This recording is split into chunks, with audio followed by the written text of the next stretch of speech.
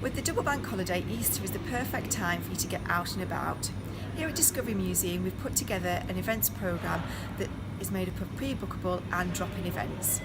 Our pre-bookable events start with World Autism Day on Monday the 2nd of April. This is a relaxed early opening from 9:30 for visitors with special educational needs or disabilities who may feel that a quieter, less stimulating visit to the museum will enhance their experience.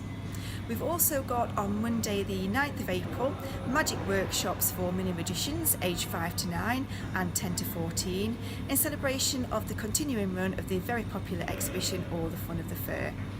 For visitors who don't plan ahead of the visit, we have a number of drop-in activities. So from Friday the 30th of March, you can take part in our inventive egg trail.